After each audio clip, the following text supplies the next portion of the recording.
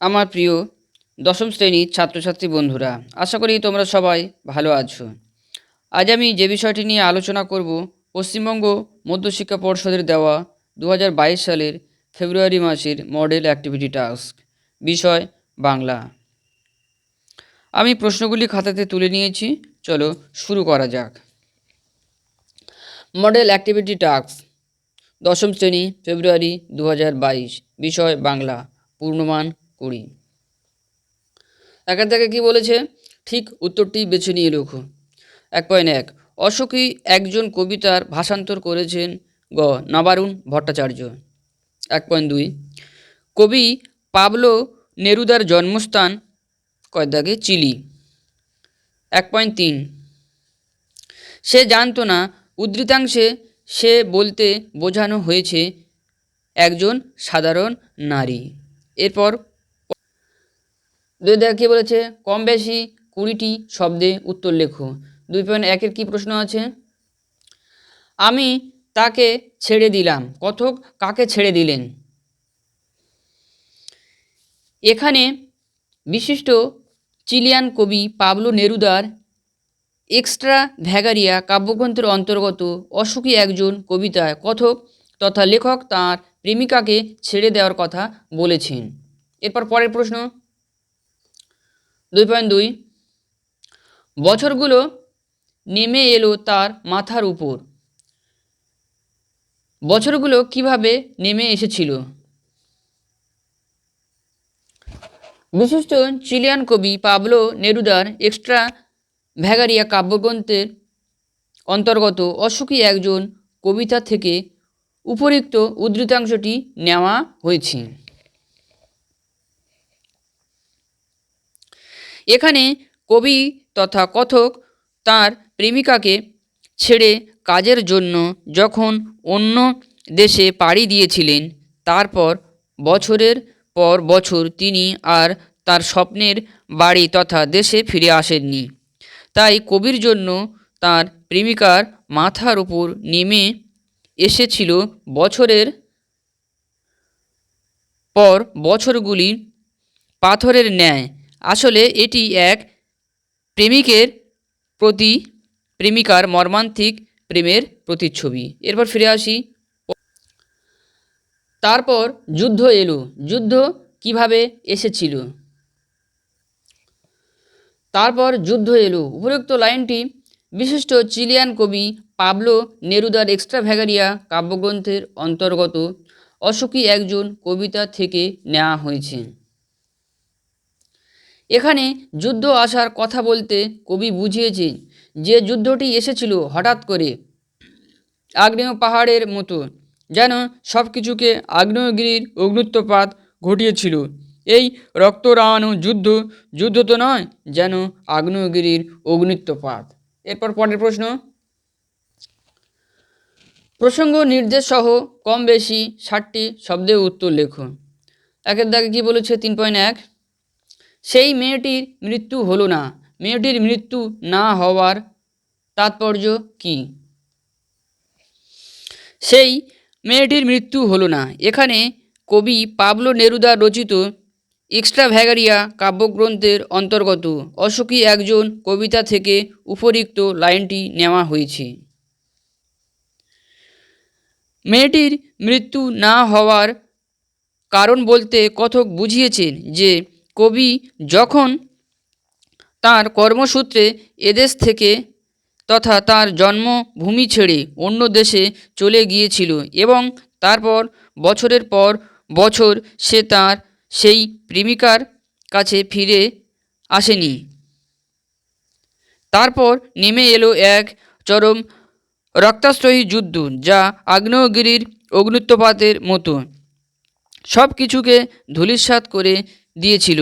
চারিদিকে ছড়িয়ে ছিল শিশু আর শবের দেহ, সব কিছুকে যেন রক্তে রাঙিয়ে দিয়েছিল, পাল্টে দিয়েছিল তার সেই ফেলে আসা জন্মভূমি। কিন্তু সেই মেয়েটি তথা কথকের প্রেমিকার মৃত্যু হলো না, সে আজও তার জন্য অপেক্ষারত।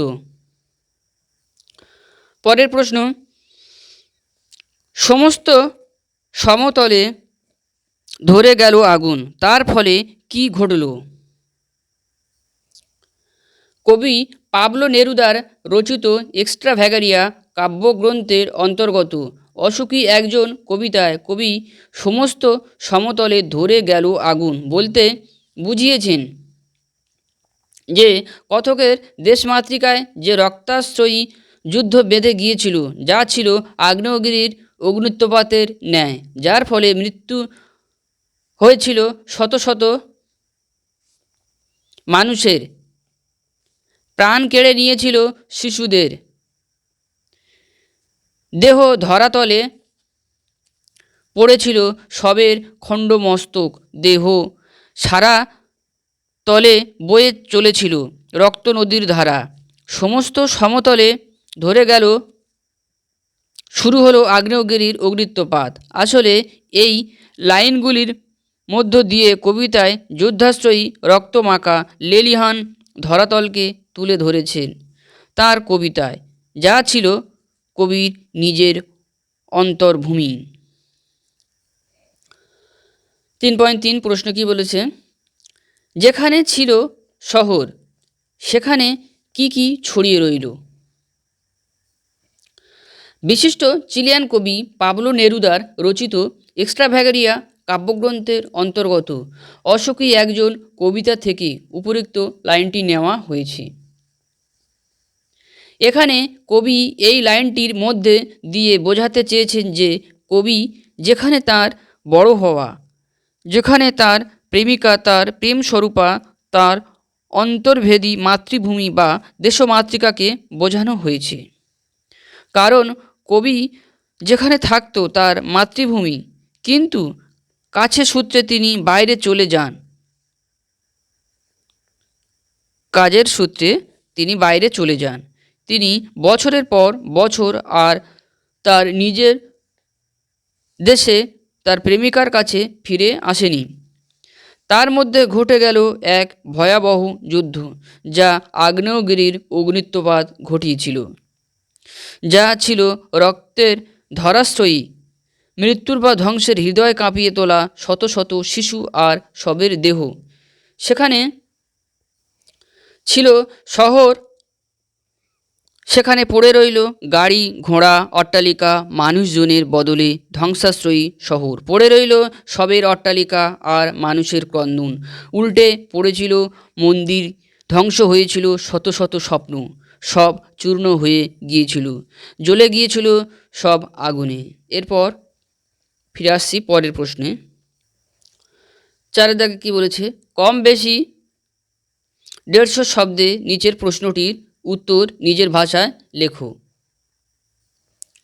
অসুখী একজন কবিতার নামকরণের সার্থকতা বিচার করো। বিশিষ্ট চিলিয়ান কবি পাবলো নেরুদার রচিত এক্সট্রাভ্যাগারিয়া কাব্যগ্রন্থের অন্তর্গত অসুখী একজন কবিতায় কবি তার অসুখী একজন কবিতাটি আসলে তর্জমা করেছেন বাংলায় নবারুণ ভট্টাচার্য। তিনি তার বিদেশি ফুলে রক্তের ছিটে কাব্যগ্রন্থের থেকে নেওয়া এই নামটি অসুখী একজন। সত্যি কবি ছিলেন একজন অসুখী ব্যক্তি। কবি অর্থাৎ পাবলো নেরুদা, তিনি তো প্রকৃতপক্ষে চিলিয়ান কবি। তাই তিনি যখন কর্মসূত্রে তার দেশমাতৃকাকে ছেড়ে, তার প্রেমিকাকে ছেড়ে, তার সমস্ত আরাম প্রদত্ত ভালোবাসার জিনিসপত্র ছেড়ে বিদেশে পাড়ি দিয়েছিল কর্মসূত্রে বহু বছর, আর তিনি তার নিজের মাতৃভূমি তথা প্রেমিকার কাছে ফিরে আসেনি। হঠাৎ করে ঘটে গিয়েছিল আগ্নেয়গিরির অগ্নিত্বপাত, যুদ্ধাশ্রয়ী রক্তক্ষয়ী রক্তের লেলিমাখা যুদ্ধ, যার ফলে ধ্বংস হয়েছিল শত শত মন্দির, অট্টালিকা, বাড়িঘর, মৃত্যু ঘটেছিল শত শত মানুষের, পড়েছিল শিশুদের সব, চারিদিকে আনন্দের পরিবর্তে চলছিল কান্নার কালো ভয়ঙ্কর আওয়াজ, ধরাতলে ছড়িয়ে পড়েছিল রক্তের সমুদ্রের ধারা। তবুও সব কিছুর মধ্যে বেঁচে ছিল কবির প্রেমিকা। সে আজও তার জন্য অপেক্ষামান। তার মাথায় নেমে এসেছিল পাথরের মতো বছরগুলি। এই চিন্তাগুলি কবিকে শোকাহত করে তুলেছিল। কবির ব্যবহৃত সমস্ত সুখ ধ্বংস করে ফেলেছিল এই যুদ্ধ। যেখানে ছিল শহর সেখানে পড়ে রইল কাঠকয়লা, দোমড়ানো লোহা, মৃত পাথরের মূর্তির বিভৎসতার মাথা, রক্তের কালো দাগ, সব কিছু যেন জ্বলে পুড়ে ছারখার করে তুলেছিল। এই বিভৎস যুদ্ধ তছনছ করে দিয়েছিল কবির স্বপ্ন। এই সব কিছু যেন কবিকে অসুখী বানিয়ে তুলেছিল। তাই কবিতাটি কবির জীবনের সাথে গড়ে তুলেছিল। আর এখানে কবি ও কবির কবিতা সার্থকতা পেয়েছে। আর এখানেই কবিতাটি নামকরণ সার্থক হয়েছে। এই পর্যন্ত।